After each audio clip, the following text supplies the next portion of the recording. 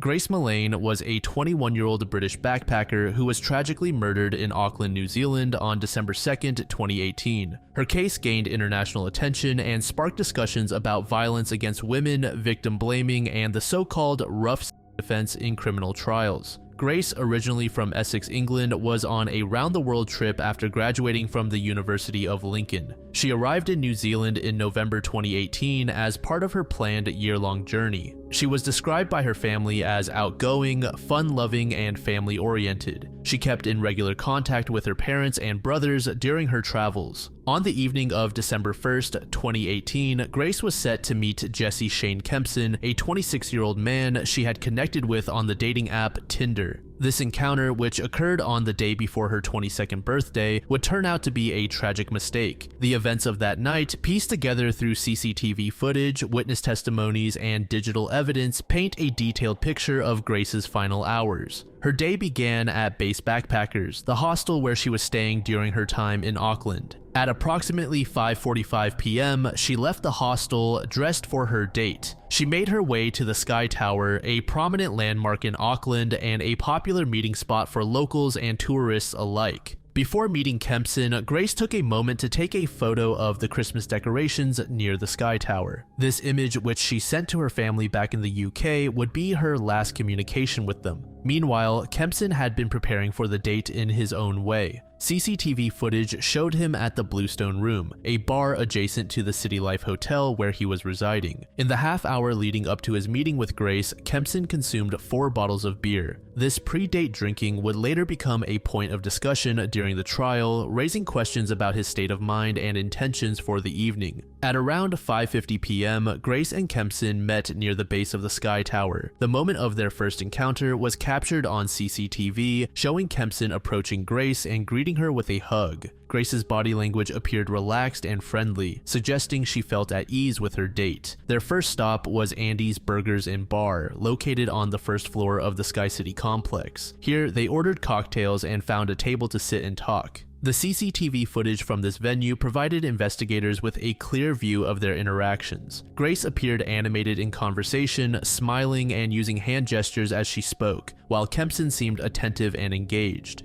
After spending about an hour and a half at Andy's, Grace and Kempson left the Sky City complex and made their way to their next destination, the Mexican Cafe. At the cafe, their drinking continued and intensified. Over the course of approximately an hour and 15 minutes, they shared 2 jugs of margarita and 1 jug of sangria. Throughout their time, Grace continued to engage in lively conversation with Kempson. Witnesses later described seeing the pair laughing and appearing to enjoy each other's company. However, the exact nature of their discussions remains unknown. At around 8:30 p.m., they left the cafe and began walking through Auckland's central business district. Their path took them to the Bluestone Room, the bar where Kempson had been drinking earlier in the evening. Inside the Bluestone Room, the atmosphere was busy and vibrant. Grace and Kempson found a small table and ordered more drinks, including beer, cider, and tequila shots. At approximately 8:40 p.m., Kempson was seen putting his hand behind Grace's head and pulling her in for a kiss that lasted a few seconds.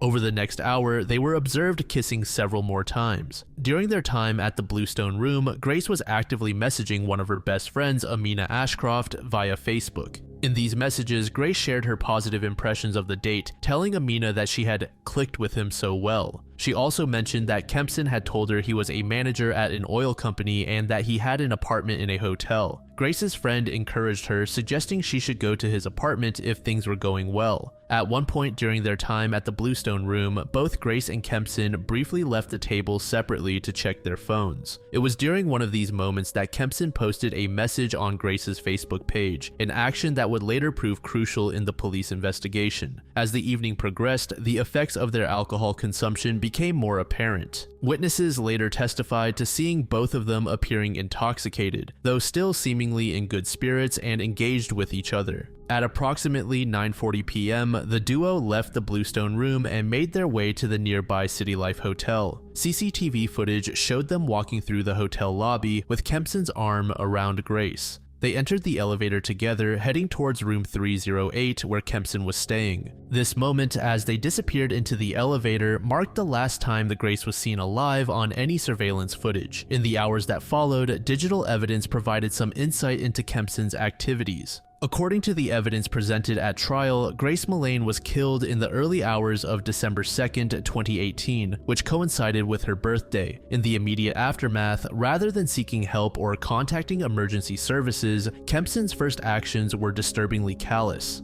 At approximately 1:30 a.m. on December 2nd, with Grace's body still in his hotel room, Kempson began a series of internet searches that would later be presented as evidence. These searches included questions about the Waitakere Ranges, a forested area west of Auckland, suggesting he was already contemplating a location to dispose of Grace's body. He also searched for information on the hottest fire, which prosecutors argued indicated his consideration of methods to destroy evidence. Furthermore, Kempson accessed content on his phone during this time. This action, occurring so soon after Grace's death, was presented by the prosecution as evidence of Kempson's complete disregard for human life and his victim. In addition to these searches, Kempson took several explicit photographs of Grace's body. The existence of these photos, discovered later during the investigation, added another layer of horror to his actions, and further demonstrated his disturbing behavior following the murder. As dawn broke on December 2nd, Kempson's efforts to conceal his crime intensified. He left his hotel room, leaving Grace's body behind, and went shopping. His first purchase was a large suitcase from a store in central Auckland.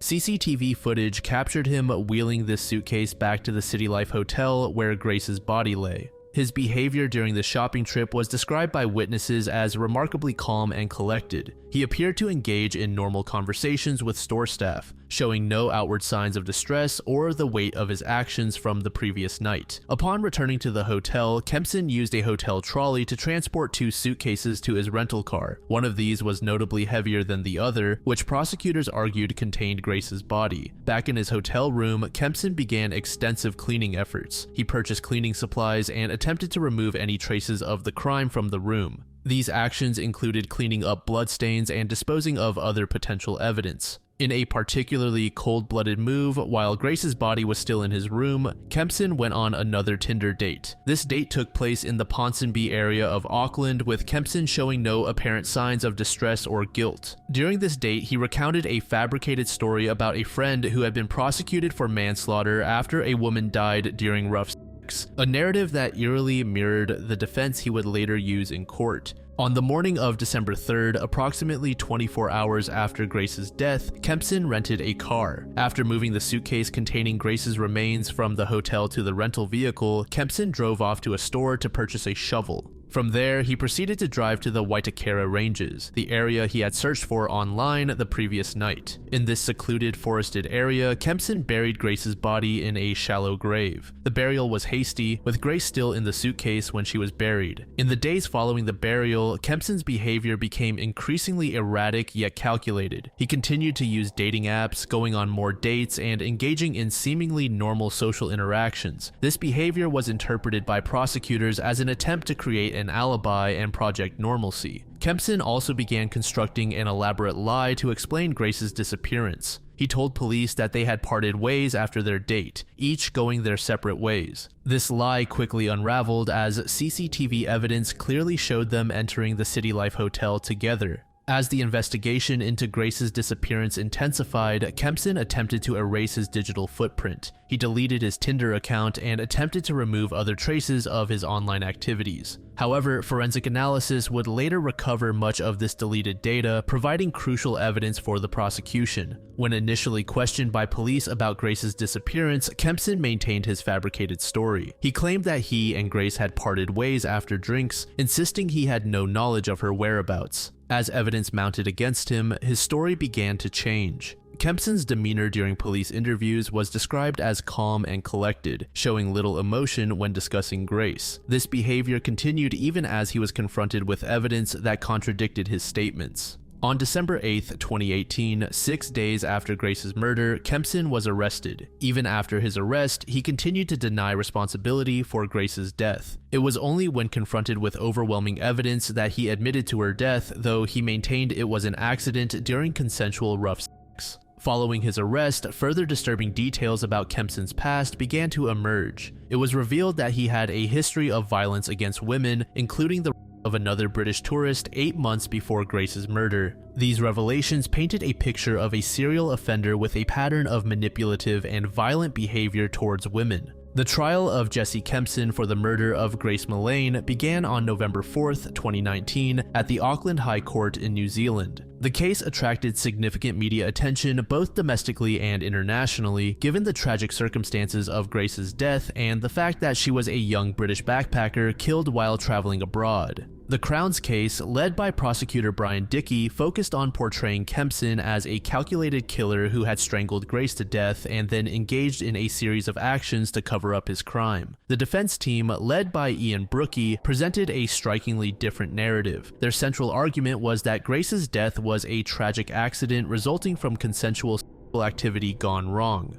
The use of this defense strategy was criticized by many as a form of victim blaming and an attempt to smear Grace's character. The court heard intimate details about Grace's preferences and practices, which many felt was an invasion of her privacy and irrelevant to the case. Additionally, the intense media scrutiny of the case, both in New Zealand and internationally, raised questions about the impact on the trial process and the dignity of the victim and her family. After hearing all the evidence and closing arguments from both sides, Justice Simon Moore provided his summing up to the jury on November 22, 2019. In a unanimous decision, the jury found Jesse Kempson guilty of the murder of Grace Millane. While the sentencing did not occur immediately following the verdict, it's worth noting that on February 21, 2020, Kempson was sentenced to life imprisonment with a minimum non-parole period of 17 years. This sentence reflected the severity of the crime and the impact it had on Grace's family and the wider community.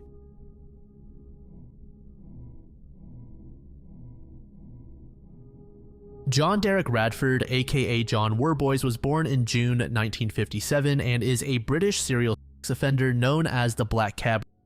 His case has become one of the most notorious in recent UK criminal history, highlighting significant failures in policing, the criminal justice system, and the parole process. Worboys was born in Enfield, Middlesex, and left school with few qualifications. He worked various jobs, including milkman, junior dairy manager, and security guard. From 1987 to 2000, he worked as a stripper under the pseudonym Terry the Minder. He also directed and appeared in films under different aliases. In 1996, he passed the knowledge exam, allowing him to operate as a licensed London taxi driver. He worked as a cab driver in both London and Bournemouth while living in Rotherhithe, South London. John Worboys' criminal activities spanned over 6 years, from 2002 to 2008, during which he preyed on vulnerable women using his position as a licensed taxi driver. His modus operandi was consistent and calculated, demonstrating a pattern of predatory behavior that allowed him to evade capture for an extended period. He typically operated in central London, particularly targeting women leaving bars and nightclubs late at night. He would pick up his victims in his black cab, presenting himself as a trustworthy and licensed driver. This initial facade of legitimacy was crucial in gaining the trust of his victims, who believed they were safely on their way home.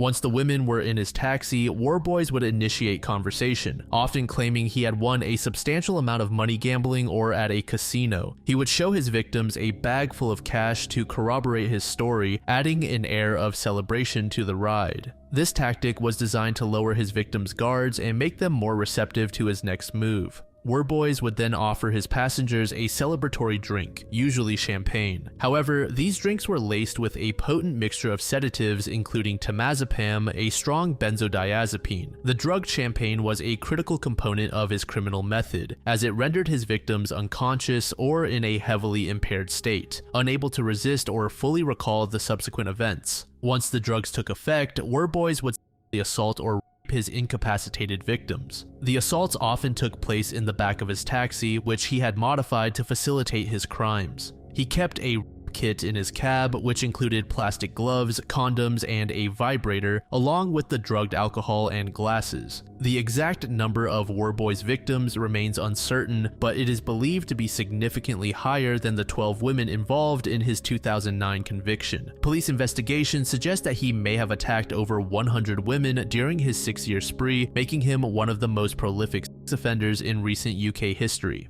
One of the most talked about aspects of his criminal activities was the wide range of ages among his victims. They ranged from 18 to 34 years old. His first reported attack occurred in 2002, but it's possible that his criminal activities began even earlier. The earliest confirmed attack, which came to light during his 2019 trial, dated back to 2000 or 2001. This victim, who was picked up after leaving a bar in Mayfair, London, had no memory of the evening after accepting a drink from Worboys. She woke up the next day naked, with her clothes strewn about her bedroom, indicating a clear pattern of assault that Worboys would continue to refine over the years. Another notable case occurred in 2003 involving a university student in London. Worboys claimed he had won the lottery and offered her a celebratory drink. The victim remembered Worboys being in her face before she blacked out, demonstrating the rapid effect of the substances he used. In 2007, he attacked a woman after she had been on a night out. He showed her a bag of money, claiming he had won £40,000 at a casino.